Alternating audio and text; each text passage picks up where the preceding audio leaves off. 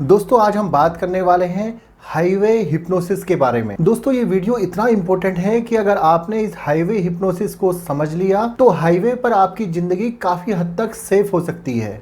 देखिए हाईवे पर बहुत सारी दुर्घटनाएं होती हैं जिसमें बहुत सारे परिवार खत्म हो जाते हैं और इन सब में बहुत सारे मामले हाईवे हिप्नोसिस के होते हैं। आज के वीडियो में हम इसी हाईवे हिप्नोसिस के बारे में बात करने वाले हैं। दोस्तों हाईवे का मतलब होता है बढ़िया चौड़ी सड़कें जहां गाड़ी बिना रुके बिना थके लगातार चलती रहे, और इन्हीं चौड़ी लंबी सड़कों पर गाड़ी चलाते समय होता है हाईवे हिप्नोसिस। दोस्तों हाईवे हिप्नोसिस को व्हाइट लाइन फीवर भी कहा जाता है और ये कोई बीमारी नहीं है, ये एक मानसिक स्थिति है। दोस्तों इसमें होता यह है कि गाड़ी चलाने वाला ड्राइवर आंखें खुली रखकर भी सोने लगता है और उसी नींद की हालत में वो स्टीयरिंग को ऑपरेट करता है। अब यहाँ पर नींद का मतलब बहुत ज्यादा गहरी नींद नहीं है, वह सामने सब कुछ देख रहा होता है।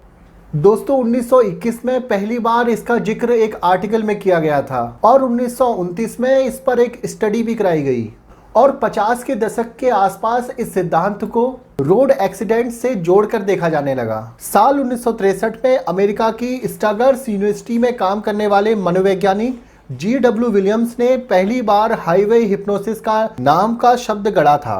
दोस्तों इसे एक एग्जाम्पल से समझते हैं। सोचिए कि आप सुबह सुबह कोई किताब पढ़ रहे हैं और साथ में चाय भी पी रहे हैं, तो आप अपनी किताब पढ़ने में इतने मस्त हो जाते हैं कि आपको पता ही नहीं लगता कि कब चाय खत्म हो गई या आपके आसपास क्या क्या गतिविधियां हुई।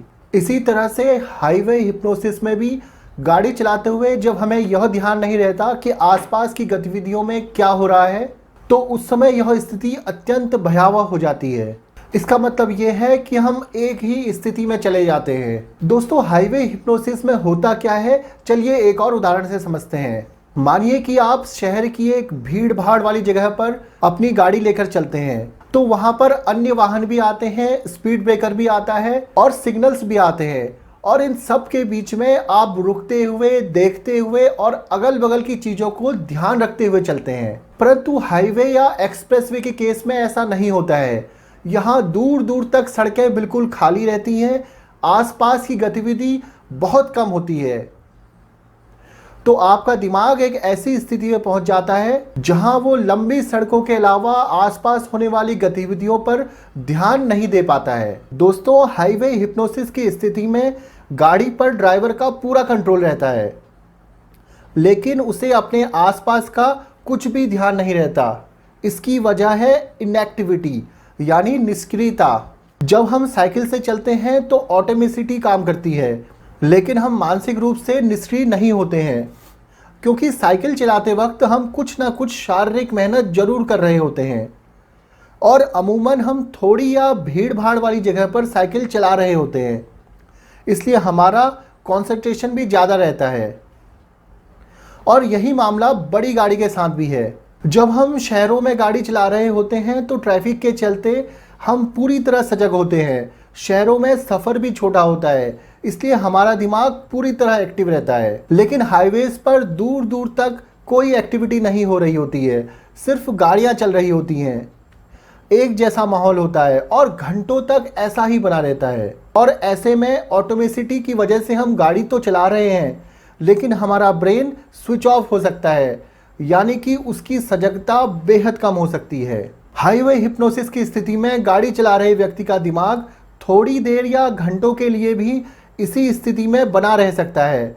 व्यक्ति को समय का अंदाजा भी नहीं होता और ऐसे में कई बार जानलेवा हादसे होने की संभावना बनी रहती है। दोस्तों हाईवे हिप्नोसिस फटीग ड्राइविंग से बिल्कुल अलग है। फटीग ड्राइविंग में गाड़ी चलाने वाला व्यक्ति सो रहा होता है क्योंकि उसकी नींद पूरी नहीं हुई होती है, परंतु हाईवे हिप्नोसिस में ऐसा नहीं होता है। हाईवे हिप्नोसिस की स्थिति में अगर कोई व्यक्ति या कोई गाड़ी एकदम से सामने आ जाए तो साथ बैठे व्यक्ति के द्वारा हिलाने डुलाने पर एक बार को दिमाग वापस उस स्थिति में आ भी जाता है, परंतु फटीग ड्राइविंग में इससे कहीं ज्यादा खतरनाक स्थिति बन सकती है। दोस्तों आखिर में समझते हैं हाईवे हिप्नोसिस से बचने के लिए क्या कर सकते हैं।